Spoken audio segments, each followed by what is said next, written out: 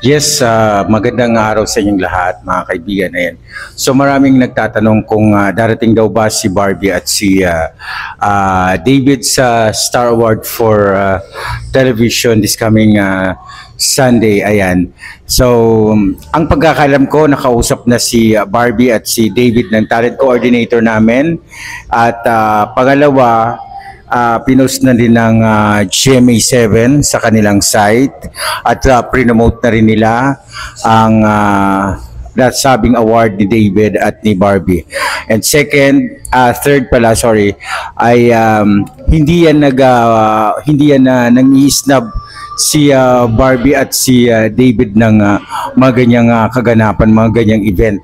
Iba ang Barbie at ang David, talagang full support sila sa mga ganyang event. So, at isa pa, sa dami ng paparangalan ng mga pwedeng parangalan pala ng mga artista na kasing level din nila, bakit sila ang pinili namin na mabigyan ng awards ng Herman Moreno Power Tandem. So, dahil the best sila, dahil deserve nila, dahil sila ang nababagay at karapat-dapat at sila talaga yung pwedeng-pwede. So, probably 100% darating si Barbie at si David. So, kasi marami nagtatanong, kasi sa dami ng issue na pinukol sa kanila dito sa social media, na tanging tayo lang ang nakakaalam, parang ang dami nga naman baka. Pero bakit ba walang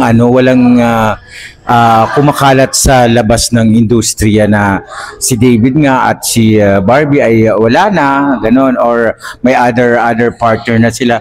Pero 'di ba, habang hindi pa sila umaamin na sila, pabayaan muna natin sila kung meron man ka-partner sila, kung meron man silang i-date, kung meron man silang magiging makasama, kasi may friendly date lang naman, hindi naman hindi ibig sabihin lahat ng date may halong mali siya, di ba? May mga friendly date o may mga group date, di ba? Mga ganoon, di ba? So katulad nung kay David sa Siargao, ang dami niyang kasama, ang dami niyang mga friends na nandoon. So, wag nating bigyan ng mali siya yung bagay na yon, kasi nga hindi lang naman siya ang nandoon. So, probably pag kailangan talaga niya ng siguro ng kasama, saka siya sumasama, saka siya naghahanap ng kasama dahil wala talaga siyang pwedeng mayaya, kundi mga friends din lang niya talaga, lalo si David. Ganon din si Barbie.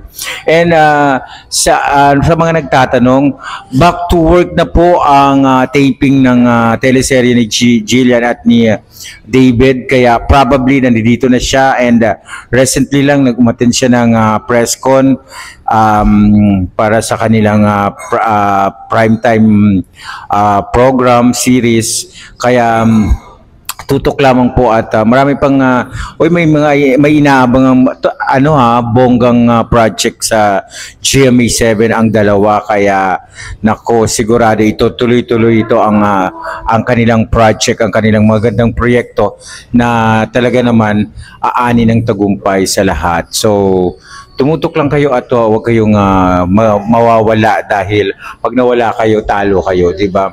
So doon sa mga nangiintriga, sa mga nambabas, sa mga taong gusto sirain ng mga tandem ng dalawa, good luck sa inyo, dahil matibay, matatag at pasensyoso ang Barda. So andyan na tayo sa dami ng issue, sa dami ng intriga, pero huwag nating kalimutan na meron tayong pinanghahawakan na mga salita at mga true actions, 'di ba? Si Barbie, sabi ni Barbie, panatag team tayo. So wala tayong dapat ipagka-worry, kasi si Barbie pag nagsalita yan, totoo, di ba? Siya pa nga una nagsalita na break na sila ni Jake, di ba? Nung ex-boyfriend niya. So, yun, as long as walang binabanggit si Barbie na hindi maganda, so panatag tayo. Kaya sabi nga ni Barbie, team panatag tayo, ha? Wag matigas ang ulo, team panatag, di ba? So, yun lang. Sa mga nagsasabi na hindi daw aattend na si David, dahil yun nga sa dami ng mga nangyari sa mga issue. So tingnan natin kung tama ba kayo. Tama ba kayo? Pag tama kayo, yon, tama kayo. Pero pag mali kayo, ble kayo, di ba? Tingnan natin kung darating, pero most probably darating sila.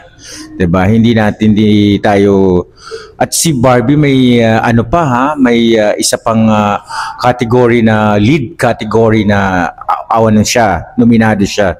So mabigat yung category na yun dahil best actress, 'di ba? Sa TV. So manominate ka lang diyan, that's more than enough. Kahit hindi ka manalo, pasok ka na sa banga, 'di ba? So as long as na nominado ka, kinilala ka, magaling ka na. Nagkakatalo lang yan talaga, kailangan may manalo na isa. So yun lang, pero pag-uusapan ay ang the best na talaga si Barbie.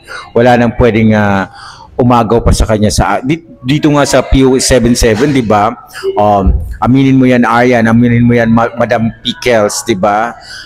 Ang daming humanga dun sa acting ni Barbie. And di tayo magtataka kung makakuha na naman siya ng katakot-takot na award this coming year sa 2026. So sabi ko nga, baka manalo siya sa FAMAS, manalo siya sa iba't ibang mga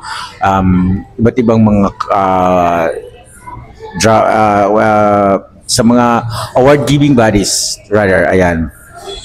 Kaya support natin si Barbie as long as na wala naman tayong nakikitang masama kay Barbie. Support natin at ibigay natin ang 100% na support natin sa kanya dahil yun naman ang nararapat at kaya naman niyang pasayahin tayo at kaya naman niyang ipakita yung kanyang galing, yung kanyang talent sa atin, di ba? So lahat naman nagagampanan niya, lahat naman na gagawa niya. Ang hindi lang niya magawa yung magpatangkad pa ng husto. Pero cute naman si Barbie, hindi naman siya pandak, hindi naman siya so tama lang ang height niya. Pero yung kanyang yung kanyang skin, napaka glass skin niya, glossy at ang ganda. So bagay na bagay talaga sila ni David.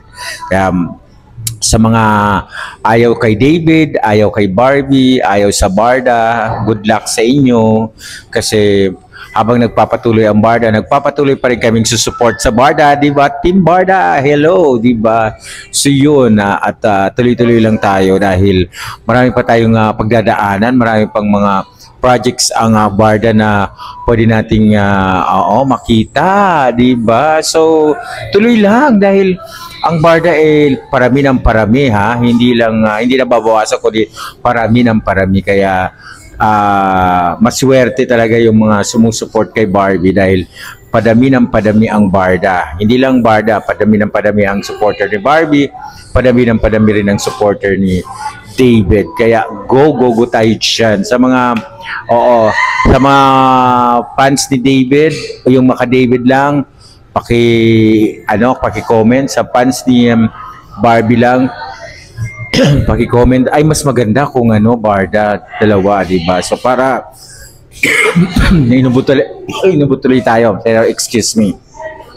Pero at least, di ba, masaya na rin ako dahil sa wakas, inatapos na yung mga patsi-patsi na mga edited na mga pictures na nilabas, di ba? Pati mga videos, nawala, di ba? Na naglaho na parang bula, di ba? So yun, and pakulo lang nila yon na para lalong uminit ang mga fans na ay bakit gano'n, di ba? Dahil syempre nga naman marami ang mga magre-react kapag nakita nila na may mga ganong eksena. So di ba, ano na natin, what they call that, intindihin na lang natin. So this time, okay naman ang Barda. So, tuloy tayo ha. Kasi, at saka tumutok kayo ha. Huwag kayong ano dyan ha. Dahil sa linggo, ano pa lang, mga tanghali pa lang nandun na kami, magtababantay na kami doon sa pagdating nila. Diba? Kasi malay nyo, mauna sila, maaga sila.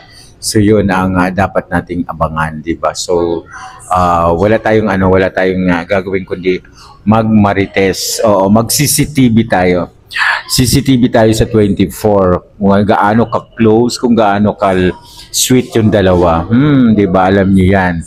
Oo. So, mag-CCTV tayo ng mga kaganapan. Lalo na si Madam Pickles. Naku, si Madam Pickles. Nung last Star Awards na nandun si David at si Barbie, ay talagang doon ko siya pinaupo sa harapan mismo ni David at ni Barbie. Kaya lang natapos ang kanyang live dahil naubos na yung kanyang battery.